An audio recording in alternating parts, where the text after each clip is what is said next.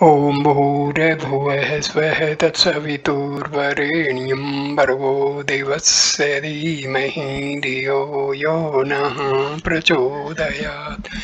ओम शांति शांति शांति। नमस्ते मेरे प्रिय दोस्तों। भगवान श्री राम नाम है ऋषि की सर्वोत्तम शिक्षा। Who am I self inquiry का मैं हिंदी अनुवाद आपके सामने प्रस्तुत कर रहा हूँ। इससे मेरे उन भाई बहनों को लाभ मिलेगा जो इंग्लिश नहीं समझ पाते। हिंदू भाषी प्रदेशों में रहने वाले मेरे भाई बहन इससे भगवान श्री राम नाम ऋषि की सेल्फ इंक्वायरी की जो अनुभूति थी उसके ऊपर हिंदी में वीडियो बना रहा हूँ। आत्म अनुसंधान सिद्धांत। स्मरण होगा कि आत्म भान एवं आत्म विस्मृति के प्रकरण में श्री रमन ने कहा था, देह मन के माध्यम से कार्य करने वाला कोई व्यक्ति है। इस विचार को त्यागने मात्र से आत्म साक्षात्कार किया जा सकता है। उनके भक्तों में से कुछ परिपक्व साधक तुरंत इसे सरलता से सिद्ध करने में समर्थ थे, किंतु दूसरों के लिए जीवन भर की दृढ़ वैचारिक आदतों को किसी विशेष प्रकार की आध्यात्मिक साधना के बिना त्याग कर इसे सिद्ध करना असंभव था। श्री रमन उनकी इस मुश्किल परिस्थिति से सहानुभूति रखते थे और जब भी आत्म सभानता बनाए रखने के लिए किसी दूसरी पद्धति बताने के लिए प्रार्थना की जाती तो वे आत्मानुसंधान नाम की युक्ति बताते थे। यह साधना पद्धति उनके व्यावहारिक आध्यात्मिक उपदेश का मूलाधार थी। अगले 3 प्रकरणों में इसके सभी पहलुओं को विस्तार से प्रस्तुत किया जाएगा। इस युक्ति का वर्णन करने के पूर्व श्री रमन के मन के स्वरूप विषयक विचारों को समझाना आवश्यक है, क्योंकि आत्मा अनुसंधान का लक्ष्य स्वानुभव से यह जानना है कि मन का अस्तित्व नहीं है। श्री रमन के मतानुसार मन तथा शरीर की प्रत्येक सभान क्रिया के केंद्र में कुछ न कुछ करने वाला मैं है, जिसका अस्तित्व पूर्व धारणा के रूप में बिना सोचे विचारे ही सच्चा मान लिया जाता है।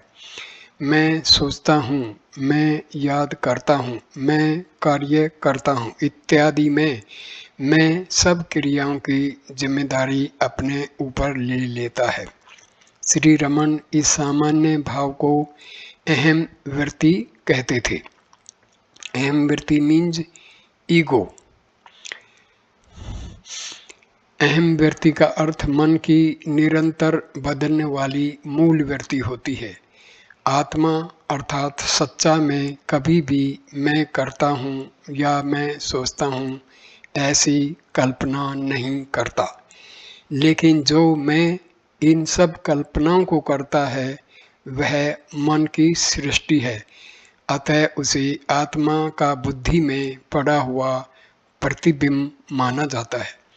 अहम वृत्ति का यह वर्णन कुछ जटिल सा है, इसलिए मैंने सामान्यतया संक्षेप के लिए अहम विचार शब्द का प्रयोग किया है। I thought, primary thought, root thought और ईगो एक ही मतलब है। श्री रमन यह मानते थे कि व्यक्तित्व विभिन्न रूपों में स्वयं को प्रकट करने वाला अहम विचार मात्र है। बुद्धि, स्मृति एवं अहम भाव इत्यादि मन के विविध व्यापारों को अलग मानने की बजाय वे उनको अहम विचार के भिन्न भिन्न रूप मानना पसंद करते थे। व्यक्ति तो मन से अलग नहीं है, मन अहम विचार से अलग नहीं है। अतः सच्चे मैं रूपात्मा का ज्ञान होने पर उससे भिन्न व्यक्तित्व का भाव यदि अदृश्य हो जाए तो मन तथा अहम विचार भी अदृश्य हो जाते हैं। इस तथ्य की पुष्टि उनके बार बार किए गए इस विधान से होती है कि आत्म साक्षात्कार के बाद विचारों का विचारक, कर्मों का कर्ता तथा अलग व्यक्ति होने की सभानता वाला जीव नहीं रहता, क्योंकि उनकी यह दृढ़ मान्यता थी कि जिसका सच्चा अस्तित्व है वह आत्मा ही एकमात्र सत्य है। अहम विचार भ्रांति जन्य कल्पना से अधिक कुछ भी नहीं है, अर्थात उसका अपना स्वतंत्र सच्चा अस्तित्व नहीं है। तो फिर वह दिखता क्यों है? इस प्रश्न का उत्तर भी ये कहकर देते थे कि किसी पदार्थ से एक रूप हुए बिना उसका अस्तित्व दिखता नहीं है। जब विचार उत्पन्न होते हैं तो यह अहम विचार उनके स्वामित्व का दावा करता है, जैसे मैं सोचता हूँ, मैं मानता हूँ, मैं काम कर रहा हूँ इत्यादि। लेकिन जिन स्थूल सूक्ष्म पदार्थों से वह एक रूप होता है उनसे भिन्न किसी अलग अहम विचार का अस्तित्व नहीं होता। वह सतत रहने वाला तत्व है। ऐसा इसलिए लगता है कि उसका वस्तुओं से तादात्म्य का प्रवाह निरंतर जारी रहता है। इन सारे तादात्म्यों का मूल इस गलत प्रारंभिक धारणा में ढूंढा जा सकता है कि मैं आकार का अहम विचार शरीर के स्वामी के रूप में या उसमें निवास करने वाले के रूप में शरीर तक मर्यादित है, अथवा शरीर के भौतिक आकार के समान आकार वाला है। मैं शरीर हूँ ऐसा मूल विचार उसके उत्पन्न होने के पश्चात होने वाले सब गलत तादात्म्यों का जन्म स्थान है और इसका विनाश आत्मा अनुसंधान का मुख्य लक्ष्य है। श्री रमन हमेशा कहते कि यह आत्मा को मर्यादित करने वाली तादात्म्यों की पुरानी आदत को, दृष्टा मैं को वह जिन वस्तुओं के विचारों से स्वयं को एक रूप मानता है उनसे अलग करने के प्रयत्न के द्वारा रोकी या बदली जा सकती है, क्योंकि इस व्यक्तिक अहम विचार का अस्तित्व किसी पदार्थ के आश्रय के बिना टिक नहीं सकता। यदि साधक दृष्टा रूप में मैं अथवा मैं हूँ के अनुभव पर इतनी तीव्र एकाग्रता से ध्यान केंद्रित करे कि मैं यह या वह हूँ ऐसे विचार उत्पन्न ही न हों, तो व्यक्तिक में पदार्थों के साथ तादात्म्य नहीं कर सकेगा। इस मूलभूत अहम के प्रति निरंतर ध्यान जारी रखा जाए तो व्यक्तिक में अदृश्य हो जाएगा और उसके स्थान में आत्मा का सीधा अनुभव होने लगेगा। इस मैं या मैं हूँ के प्रति सतत आंतरिक सभानता बनाए रखने के प्रयत्न को श्री रमन आत्मा अनुसंधान कहते थे और अहम विचार की असत्यता प्रकट कर देने वाले सबसे अधिक प्रभावी उपाय के रूप में इसकी सिफारिश करते थे। आत्मा अनुसंधान सिद्धांत श्री रमन के शब्दों में यह अहम विचार आत्मा अर्थात हृदय से प्रकट होता है और जब उसकी वस्तुओं के विचारों के साथ तादात्म्य स्थापित करने की पुरानी आदत छूट जाती है तो आत्मा में विलीन हो जाता है। तादात्म्य का मतलब होता है आइडेंटिफिकेशन। इस कारण वे हमेशा अपने उपदेश को अहम विचार के उदय तथा अस्त की प्रक्रिया के साथ जोड़ते थे। वे कहते कि अहम विचार को उसके जन्म स्थान में लीन कर दीजिए या अहम विचार कहाँ से प्रकट होता है इसकी तलाश कीजिए। इन सब विधानों का तात्पर्य समान होता था। भाषा किसी प्रकार की हो, वे अपने भक्तों के अहम विचार की सभानता तब तक बनाए रखने की सलाह देते थे जब तक वह जहाँ से प्रकट हुआ था उसी अपने जन्म स्थान में लुप्त न हो जाए। वे अक्सर कहा करते थे कि मैं का निरंतर विचार करने से अथवा बार-बार अहम का मानसिक उच्चारण करने से भी सही दिशा में गति प्रगति हो सकती है, लेकिन यह ध्यान रखना जरूरी है कि अभ्यास की यह प्रारंभिक भूमिका है। मैं का उच्चारण विचारक एवं विषय विचार के द्वैत की सीमा में होता है तथा इस प्रकार के द्वैत के रहते अहम विचार बढ़ता रहेगा। आखिर वह तभी नष्ट होगा जब स्थूल भौतिक पदार्थों का और सूक्ष्म मानसिक विचारों का दिखना समाप्त होगा। यह परिणाम अहम के विषय में सभानता रखने मात्र से प्राप्त नहीं होता, अहम रूप हो जाने पर ही प्राप्त होता है। किसी भी पदार्थ के विषय में सभान रहने की बजाय केवल दृष्टा का अनुभव करने की भूमिका आत्मा अनुसंधान की पराकाष्ठा है, जिसकी विस्तृत चर्चा अगले प्रकरण में की जाएगी।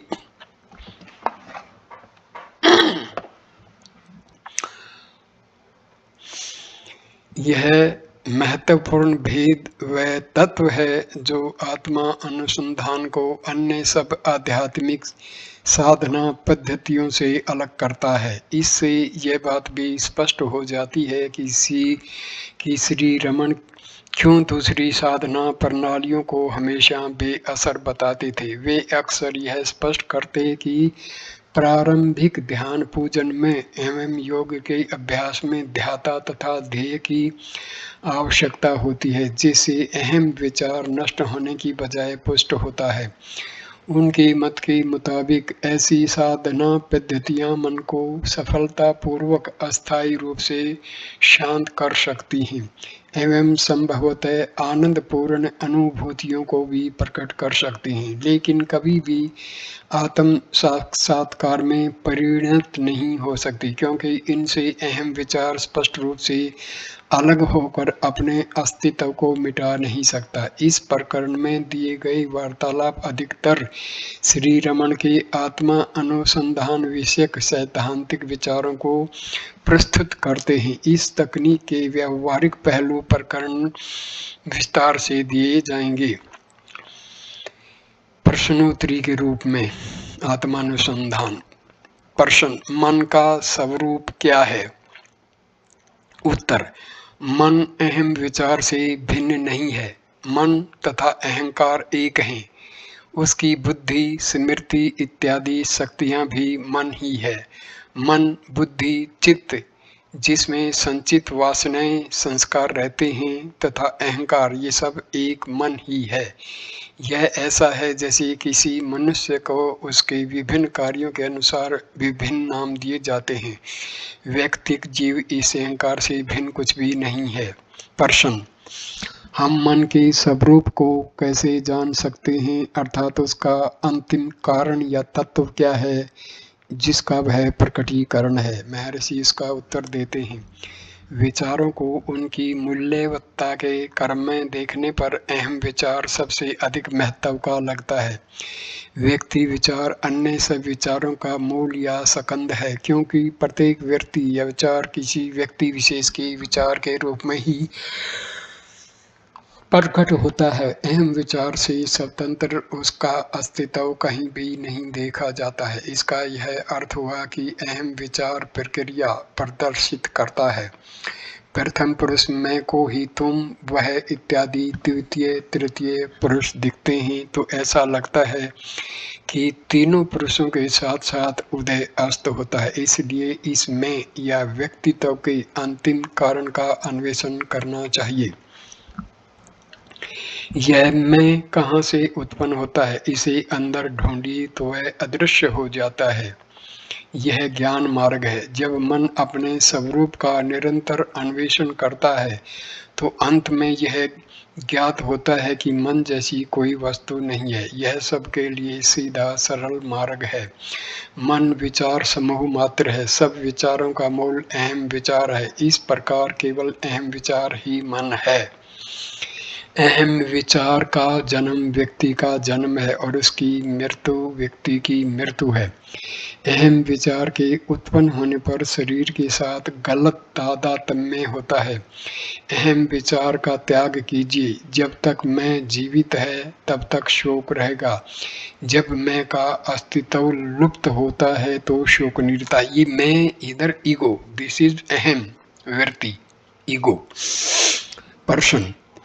हाँ, लेकिन जब मैं अहम विचार सूत्र को पकड़े रहना चाहता हूँ तो अन्य विचार उत्पन्न होते हैं और मुझे परेशान करते हैं। महर्षि उत्तर देते हैं, देखिए कि ये विचार किसके हैं, तो वे अदृश्य हो जाएंगे। अहम विचार उनका मूल है, आई थॉट।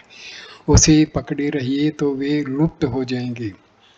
पर्सन, अहंकार द्वारा शुरू की गई गवेषणा मीन्स सर्च और इंक्वायरी उसी की असत्यता कैसे प्रकट कर सकती है। महर्षि का उत्तर, अहम विचार जहाँ से उत्पन्न होता है उस मूल स्रोत में जब आप डुबकी लगाते हैं तो आप अहंकार के दिखावे के अस्तित्व से पर हो जाते हैं। पर्सन, लेकिन क्या अहम व्यक्ति उन तीन रूपों में से एक नहीं है जिनमें अहंकार स्वयं को प्रकट करता है। योग, वासिष्ठ तथा अन्य प्राचीन ग्रंथ अहंकार को तीन रूपों वाला बताते हैं। महर्षि का उत्तर, सही है। अहंकार को स्थूल, सूक्ष्म एवं कारण इन तीन शरीर वाला बताया जाता है, लेकिन यह केवल विश्लेषणात्मक निरूपण के लिए है। यदि अन्वेषण की पद्धति को अहंकार के रूपों पर आश्रित बनाना पड़े तो किसी भी प्रकार की गवेषणा असंभव हो जाएगी, क्योंकि अहंकार असंख्य रूपों को धारण कर सकता है। इसलिए आत्मा अनुसंधान के लिए आपको अहंकार का एक ही अहम व्यक्ति वाला रूप है ऐसा मानकर चलना पड़ेगा। पर्सन, लेकिन ज्ञान प्राप्ति के लिए यह शायद अपर्याप्त सिद्ध हो सकता है। उत्तर, अहम व्यक्ति के सूत्र को पकड़कर आत्मा का अनुसंधान करना ऐसा है जैसे कुत्ता सूंघकर अपने मालिक को पता लगा लेता है। मालिक चाहे अनजाने दूर के स्थान में हो, लेकिन यह कुत्ते के मार्ग में विघ्न नहीं बनता। उस प्राणी के लिए अपने मालिक की गंध ही पर्याप्त संकेत है। उसके वेश की, आकार की, ऊंचाई इत्यादि की जानकारी जरा भी आवश्यक नहीं है। कुत्ता उसे ढूंढते समय उसकी गंध को एकाग्रता से सूत्र की तरह पकड़े रहता है और अंत में उसे पाने में सफल होता है। पर्सन, मन की दूसरी वृत्तियों को छोड़कर इस अहम वृत्ति के मूल की तलाश को ही आत्म साक्षात्कार का सीधा मार्ग क्यों माना जाए, यह पर्सन फिर भी अनुत्तर रहता है। उत्तर, यद्यपि मैं या मैं हूँ का भाव दुनिया के व्यवहार में अहम वृत्ति माना जाता है, लेकिन वस्तुतः यह मन की अन्य वृत्तियों की तरह साधारण वृत्ति मात्र नहीं है, क्योंकि परस्पर असंबद्ध अन्य सब वृत्तियों से भिन्न यह अहम वृत्ति मन की दूसरी सब वृत्तियों से तात्विक रूप से संबद्ध है। अहम वृत्ति के बिना अन्य कोई भी वृत्ति टिक नहीं सकती, लेकिन स्वयं अहम वृत्ति मन की अन्य वृत्तियों के बिना भी स्वतंत्र रूप से रह सकती है। इस कारण अहम वृत्ति अन्य सब वृत्तियों से मूलभूत रूप से भिन्न है। इससे यह स्पष्ट है कि अहम व्यक्ति के मूल की तलाश अहंकार के किसी भी एक रूप के आधार को तलाश नहीं है, बल्कि उस मूल स्रोत की तलाश है जहाँ से मैं का भाव प्रकट होता है। दूसरे शब्दों में अहम व्यक्ति रूप अहंकार के मूल की तलाश एवं उसकी प्राप्ति आवश्यक रूप से अहंकार तथा उसके प्रत्येक संभावित रूप से पर होने का मार्ग है। पर्सन, यह स्वीकार करने पर भी कि स्वतः अहम व्यक्ति में अहंकार के सभी रूपों का समावेश होता है, आत्म साक्षात्कार के लिए केवल उसी व्यक्ति का आश्रय क्यों लिया जाना चाहिए। महर्षि इसका उत्तर देते हैं, क्योंकि केवल वही आपके अनुभव का अपरिहार्य सूत्र है और उसके मूल की तलाश करना ही एकमात्र व्यवहार्य मार्ग है जिसका आत्म साक्षात्कार के लिए आप आश्रय ले सकते हैं। कहा जाता है कि अहंकार का एक रूप कारण शरीर है, गाढ़ निद्रा की अवस्था है, लेकिन आप उसे अपनी तलाश का अक्षेत्र कैसे बना सकते हैं? जब अहंकार उस रूप का आश्रय लेता है तो आप गहरी नींद के अंधकार में डूबे रहते हैं। भक्त का प्रश्न, लेकिन क्या अहंकार अपने सूक्ष्म एवं कारण शरीर वाले रूपों में अमूर्त और अत्यंत अग्राह्य नहीं होता, जिसे उसकी जागृत अवस्था में ही की गई तलाश उसे पकड़ पाना असंभव है? महर्षि का उत्तर, नहीं। अहम व्यक्ति के मूल का अन्वेषण अहंकार के पूरे अस्तित्व को स्पर्श करता है। इस कारण अहंकार के रूपों की सूक्ष्मता तथा अग्राह्यता विशेष महत्व नहीं रखती। प्रश्न, जबकि एकमात्र लक्ष्य आत्मा की पूर्णता का अथवा शुद्ध सत्ता का अनुभव प्राप्त करना है जो किसी भी तरह अहंकार के आश्रित नहीं है, तब अहम व्यक्ति अहंकार विषयक अन्वेषण उपयोगी कैसे हो सकता है? उत्तर, कार्यकारी रूप में अहंकार का केवल एक लक्षण है। अहंकार शुद्ध चैतन्य रूप आत्मा तथा अचेतन शरीर के बीच गांठ रूप है। इस कारण उसे चित्त जड़ ग्रंथि कहा जाता है। अहम व्यक्ति के मूल के अन्वेषण के दौरान आप अहंकार के तात्विक चिद्रूप पहलू का आश्रय लेते हैं। इस कारण आपका अन्वेषण आपको अवश्य आत्मा के शुद्ध चैतन्य के अनुभव की ओर ले जाता है। आपको अपने आप में शुद्ध अहम का तथा अहम विचार का भेद अवश्य करना चाहिए। अहम विचार वस्तुतः विचार मात्र है, इसलिए वह दृष्टा और दृश्य को देखता है, सोता है, जागता है, खाता है, सोचता है, मरता है और फिर जन्म लेता है। लेकिन शुद्ध अहम शुद्ध सत्ता या अस्तित्व है जो अज्ञान तथा विचार रूप भ्रम से मुक्त है। शुद्ध अहम मीन्स आत्मा।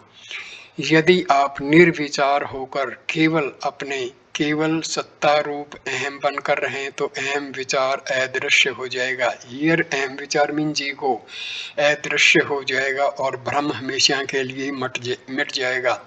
चलचित्र गृह में आप बहुत मंद प्रकाश में अथवा अंधकार में चित्र देख सकते हैं।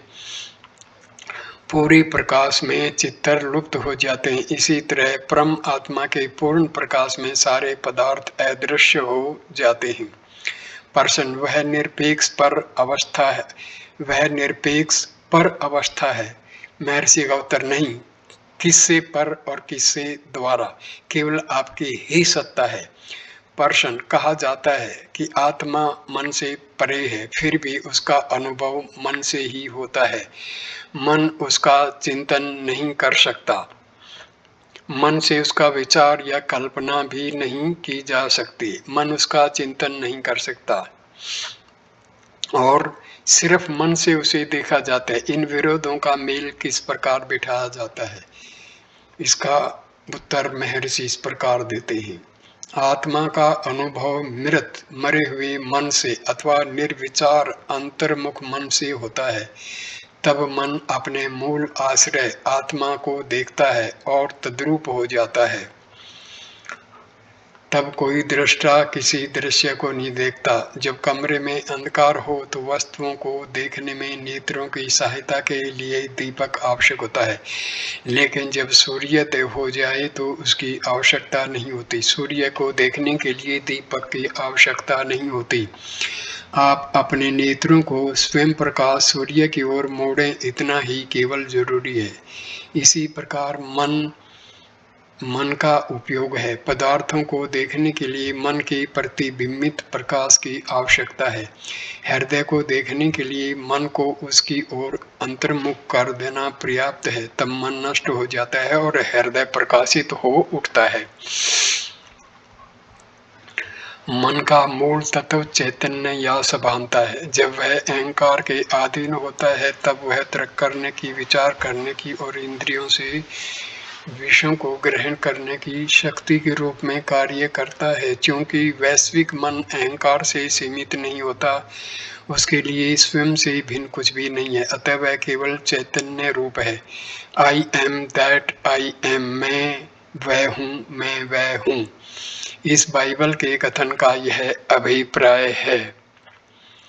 अपने ही आत्मा की परम चेतना में जब मन का लय होता है, समझिए कि तब इच्छा, क्रिया तथा ज्ञान इत्यादि की सारी शक्तियाँ उस चेतना में केवल काल्पनिक ख्यालों जैसी दिखती हैं और शब्दतः पूर्णतया लुप्त हो जाती हैं।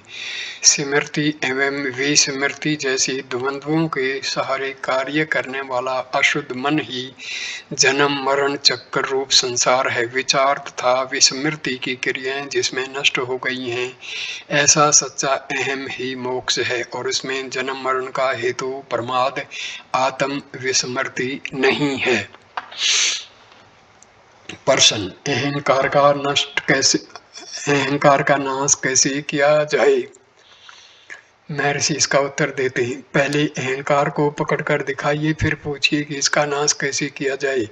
यह प्रश्न कौन पूछता है? अहंकार। क्या अहंकार कभी भी स्वयं अपनी मृत्यु को सम्मति दे सकता है? ऐसे प्रश्न पूछते रहना अहंकार को सुरक्षित रखने का मार्ग है, उसे नष्ट करने का नहीं। यदि आप अहंकार की प्रामाणिक तलाश करें तो आपको ज्ञात होगा कि उसका अस्तित्व नहीं है, यही उसके विनाश का मार्ग है।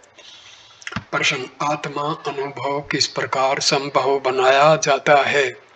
उत्तर, अग्नि से चिंगारी की तरह आत्मा से एक स्फुलिंग निकलता है जिसे अहंकार कहते हैं।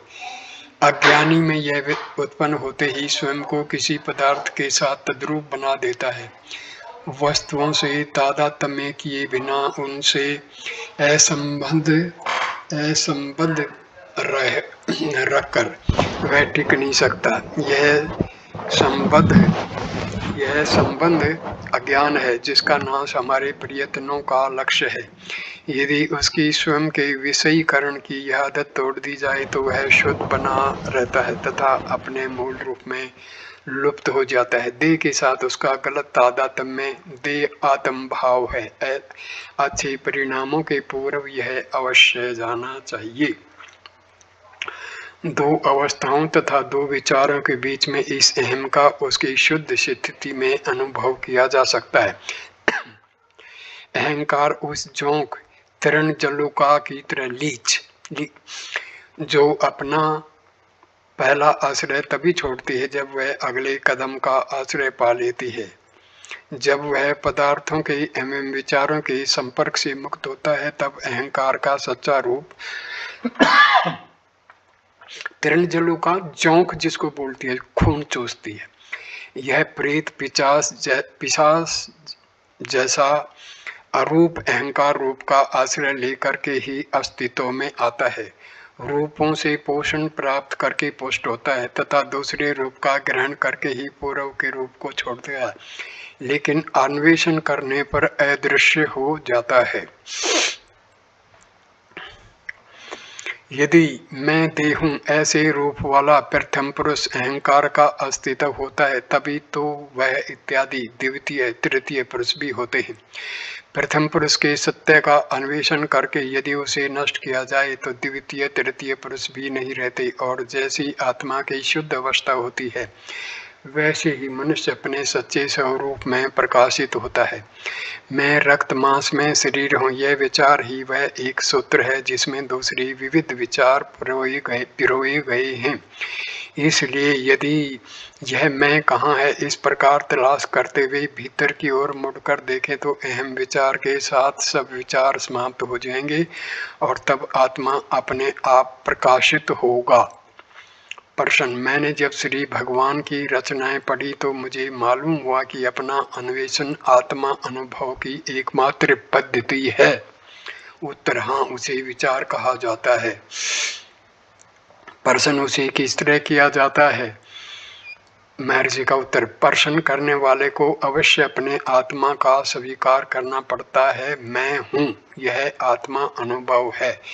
वर्तमान मैं के भाव को अन्वेषण के सूत्र रूप में पकड़कर शुद्ध आत्मा अनुभव तक तलाश जारी रखना विचार है। विचार एवं आत्मा अनुभव एक है। प्रश्न, यह स्पष्ट नहीं है मुझे किस पर ध्यान करना चाहिए। महर्षि का उत्तर, ध्यान के लिए ध्येय की आवश्यकता होती है। विचार में ध्येय रहित केवल ध्याता होता है। ध्यान एवं विचार में यह भेद है।